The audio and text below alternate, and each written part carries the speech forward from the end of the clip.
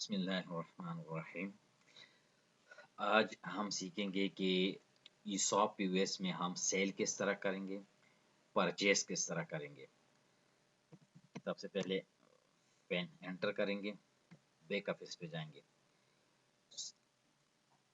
Cell के लिए हमें ज़रूरत भी क्रेडिट कस्टमर की ज़रूरत, अगर आपका क्रेडिट कस्टमर हो तो एक कस्टमर हम बना लेते हैं। एक कस्टमर हमारे पास बना हुआ है और इसका ये थोड़ा सा मैं आपको दिखा देता हूँ कि कस्टमर नेम, एड्रेस और ये है।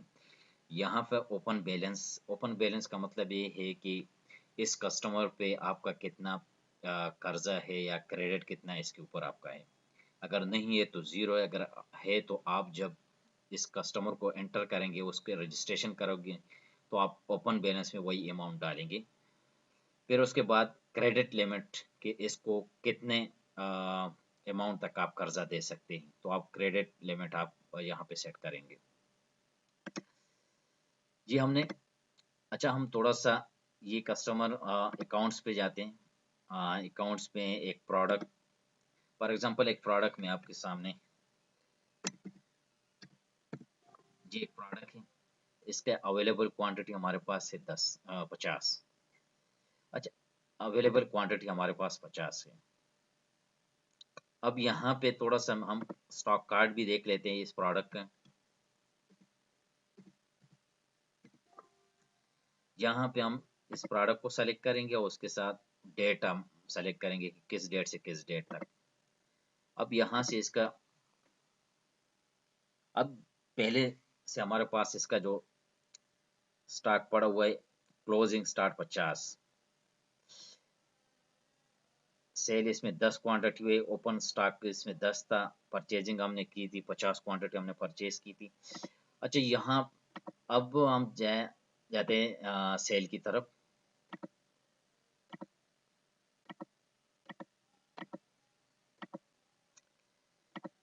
अब यहाँ पे ये हमारे पास सेल पैनल है।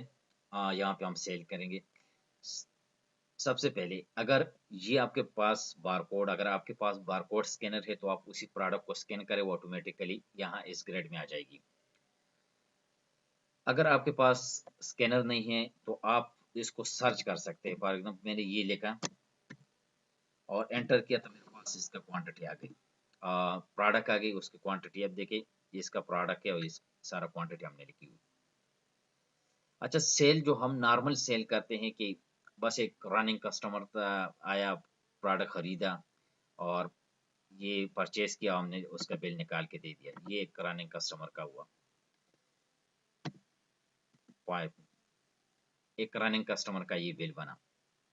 बिल किस तरह शो होगा, ये बिल इस तरह शो होता है जिस तरह ये क्वांटिटी, वन क्वांटिटी और ये सारा कुछ होगा। अब अच्छा, उसके बाद आपके पास कई ऐसे लोग आते हैं कि वो मल्टीपल पेमेंट उसको करते हैं। कई के पास कैश कम होता है तो वो क्रेडिट कार्ड, डेबिट कार्ड या वॉलेट अकाउंट जो भी वो यूज़ करता है, वो उसी से भी कर देते हैं। फॉर एग्जांपल मैं यही प्रोडक्ट एंटर करूँगा। अब देखें ना, इसकी क्वांटिटी 1 है। अगर हम किसी को 2 या 3 क्वांटिटी तो हम यहाँ से बढ़ा सकते हैं। अगर आपके पास स्कैनर है तो आप 2-3 दफ़ा स्कैन करेंगे तो क्वांटिटी वही अ, अगर आपको 3 क्वांटिटी चाहिए तो 3 टाइम आप स्कैन करें तो वो क्वांटिटी 3 बन जाएगी। अगर आपके पास स्कैनर नहीं है तो आप इसको यूज़ कर सकते हैं इंक्रीज़ करने के लिए, और ये डिक्रीज़ होगी। बस अच्छा, अगर आपके पास कोई क्वांटिटी, अगर कोई बंदा आया तो वो उसको 10 क्वांटिटी चाहिए तो आपने डायरेक्ट यहाँ पे आना है या F5 आपने एंटर करना है और यहाँ पे आपने 10 लिखनी है और एंटर करना है। देखिए क्वांटिटी उसके 10 हो गई। ये इसका अच्छा, इसका सेल रेट भी आप चेंज कर सकते हैं। अगर आप कहते हैं कि यार इसको ये सेल रेट हमें बढ़ाना है तो आप सेल रेट पे जाके F6 या इस पे क्लिक करके अब उसमें 5 था, हमने 10 कर दिया। अब देखिए ना, इसका सेल रेट भी चेंज हुआ। अच्छा, आपको अगर बिल डिस्काउंट, अगर आपको पर आइटम डिस्काउंट देना होता है, फॉर एग्जांपल ये इसी आइटम के ऊपर मैं डिस्काउंट दे देता हूँ, तो वो पर आइटम डिस्काउंट आपका ये होगा। इस पे आप क्लिक करेंगे। एक होता है आप परसेंटेज के साथ या अमाउंट के साथ आप करना। अब मैं मैंने यहाँ पे अमाउंट कर दिया। अब यहाँ पे मैं इस प्लान को 5 रुपये इसको मैं डिस्काउंट दे देता हूँ। देखें ये 100 था और 95 रह गया। अच्छा ये इसका ये हुआ। बिल डिस्काउंट भी अवेलेबल है, आप पूरा बिल पे डिस्काउंट दे सकते हैं। अच्छा यहाँ पे अभी हम मल्टी पेमेंट कर रहे हैं। मल्टी पेमेंट हम किस तरह करेंगे? पे जाएंगे, F2 आप क्लिक करेंगे, F2 बटन आप दबाएंगे तो आप डायरेक्टली यहाँ पे आ जाएंगे। अब आपके पास कैश है 50 रुपये, आपने यहाँ पे लिखा ये ऑटोमेटिकली सिलेक्शन सेलेक्टेड है, तो आपने यहाँ पे लिखना है 50 और आपने कैश बटन पे क्लिक करना है। अब देखें ना, कैश के जरिए हमने 50, अब बकाया 45 बन गया। अब 45 मैं क्रेडिट कार्ड से कर रहा हूँ, ये मैंने क्रेडिट कार्ड से की। अब देखें 2 पेमेंट हो गई। फिर मैंने इस कंप्लीट F10 और इस कर दी। अब ये बिल हमारा बन गया। अब देखें ये बिल देखें आपको, आइटम डिस्काउंट 5 रुपये, टोटल अमाउंट बना था 100, 5 रुपये डिस्काउंट 95 रह गया। अब देखें कैश पे 50, क्रेडिट कार्ड पे 45, तो आपका मल्टीपल पेमेंट आप यूज कर सकते हैं। अच्छा सेल हम क्रेडिट कस्टमर को सेल किस तरह करेंगे? फर्दर हम ये इसी प्रोडक्ट को उठा लेते हैं। ये एक प्रोडक्ट आया, क्वांटिटी हमने चेंज कर दी, 5 कर दी। अब क्रेडिट कस्टमर, अब इसका जो अमाउंट बना हम सारा जो हमारा क्रेडिटर है कस्टमर, उसके अकाउंट में डालनी। यहाँ पे हमने, यहाँ से आपने क्रेडिट कस्टमर सेलेक्ट करना है, शो ऑल करें तो जितनी भी कस्टमर हुआ वो यहाँ पे शो हो जाएगी। अब यहाँ से यहाँ पे मैंने क्लिक कर दी और इसको मैंने कंप्लीट कर दी और ये है सेव।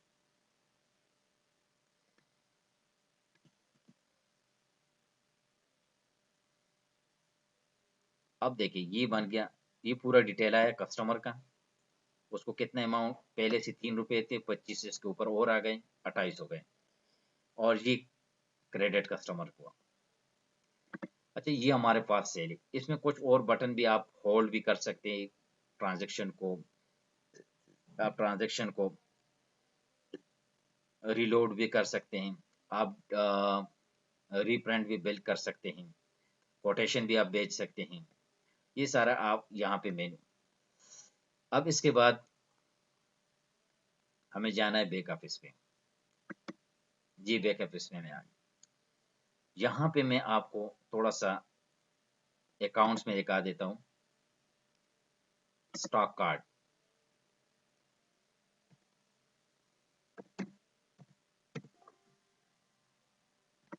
अब यहाँ पे आप देखेंगे अपना सारा कुछ डिटेल व्यू मैंने कर दी।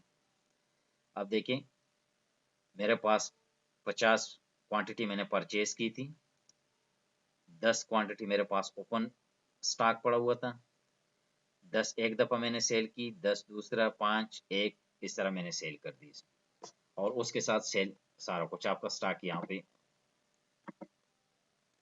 उसके बाद आप प्रॉफिट लॉस देख सकते हैं। अब यहाँ से आप टाइम सेलेक्ट कर सकते हैं, कोई किस डेट का, आप कस्टम डेट भी डाल सकते हैं कि आप किस डेट से किस डेट तक आपको चाहिए। यहाँ पे मैं टुडे पे क्लिक कर देता हूँ। अब ये देखें आप यहाँ पे आपके पास आ गया प्रॉफिट एंड लॉस, ये आपके पास प्रॉफिट एंड लॉस है। मार्जिन कितने आया ये सारा आप, ये आपका सारा मार्जिन आया। अच्छा बैलेंस शीट आप देख सकते हैं, आपके पास टोटल अमाउंट, कितने अमाउंट का आपके पास पूरा स्टोर में सामान पड़ा हुआ है, वेयर हाउस में कितना है, कस्टमर को कितना, कस्टमर के ऊपर कितना आपका क्रेडिट है, कैश पे कितने लिया, परचेजेस कितने की, ये सारा आपके पास आ रहा है डिटेल पूरा ये बैलेंस शीट का। आप ट्रायल बैलेंस भी देख सकते हैं, ये पूरा ट्रायल बैलेंस आपका आ गया। आप यहाँ से कैश बुक भी देख सकते हैं। ये आपके पास टोटल ये कैश बुक आ गया आपका। इसमें सारे अकाउंट्स पड़ी हुई आप परचेज हिस्ट्री देखना चाहते हैं तो आप परचेज हिस्ट्री यहाँ से देख सकते हैं। अच्छा, आपके पास इसी प्रोडक्ट का नया स्टॉक आ गया, तो नया स्टॉक आप एंटर किस तरह करोगे? नया स्टॉक जब आपके पास आता है तो आप थ्रू परचेज एंट्री करोगे। परचेज पे मैंने क्लिक किया। सबसे पहले आपने परचेज सप्लायर को सेलेक्ट करना है। ये मैंने सप्लायर सेलेक्ट कर दी। अच्छा, ये वो इनवॉइस है जो सप्लायर ने आपको इनवॉइस दिया है। अगर सप्लायर ने कोई इनवॉइस दी है तो आप उस इनवॉइस का नंबर यहाँ पे एंटर करोगे और यहाँ पे वो प्रोडक्ट एंटर करोगे जो आपने सप्लायर से परचेज किया। आपके पास अगर बारकोड स्कैनर है तो आप स्कैन करके या यहाँ पे नाम लिखकर नाम से आप सर्च कर सकते हैं इसको। ये मैंने कर दी। मेरे पास इसका ये स्टॉक पड़ा हुआ है। मैंने 100 क्वांटिटी और खरीदी और ये मैंने ऐड कर दी और ये मैंने कर दी सेव। उसके बाद आप बिल निकाल भी सकते हैं। अगर ये देखें ना, बिल मैंने निकाला कि कितना है, वो टोटल आ गया। अच्छा, उसके बाद ये हमने परचेजिंग की। उसके बाद आप अगर स्टॉक चेक करना चाहते हैं या स्टॉक कार्ड आप चेक करना चाहते हैं तो आप यहाँ से आप चेक कर सकते हैं।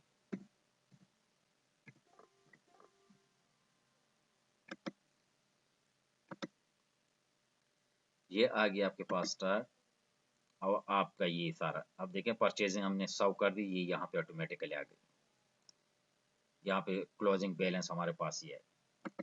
स्टॉक आप चेक कर सकते हैं। अवेलेबल स्टॉक, प्रोडक्ट नेम आप यहाँ पे लिख सकते हैं। 134 आपके पास क्वांटिटी है। चाहिए आपके पास यहाँ ये अकाउंट से पूरा, यहाँ पे आपका पीओएस अकाउंट जब आपका बिल बनता है, आप देखें ना, मैं आपके पूरा बिल यहाँ पे आप इस तरह देखेंगे कि आपने सेल कितना किया, एक्सपेंसेस आपका, ये पूरा डिटेल आपको मिल जाती है। जब आप क्लोजिंग करते हैं तो आपके पास ये बिल प्रिंट हो जाएगी।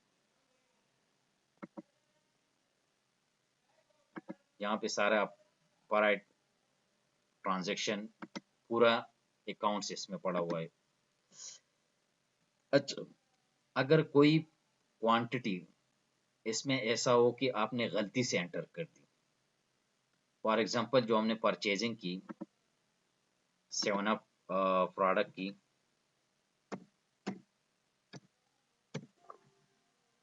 अब देखिए इसके 34 है और हमने गलती से 4 क्वांटिटी हमने ज्यादा डाली है। हमारे पास जो फिजिकल स्टॉक पड़ा हुआ है वो 130 है हमारे पास यहाँ पे क्वांटिटी, फॉर एग्जांपल, मैं एग्जांपल के तौर पर इस, तो आप किस तरह इसको यूज करेंगे? उसके लिए हमने बनाया है स्टॉक एडजस्टमेंट। स्टॉक एडजस्टमेंट है स्टोर में।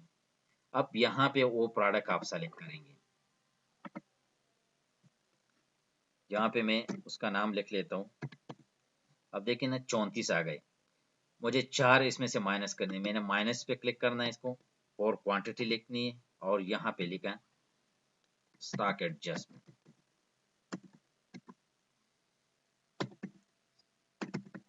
स्टॉक एडजस्ट, और यहाँ पे आपने सेव करनी है। अब यहाँ पे मैंने सेव कर दी इसको।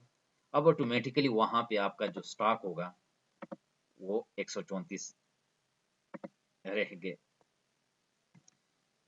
ये आपके, आप देखिए 130 आ गई। उसके बाद आप स्टॉक कार्ड भी उसका प्रोडक्ट का देख सकते हैं।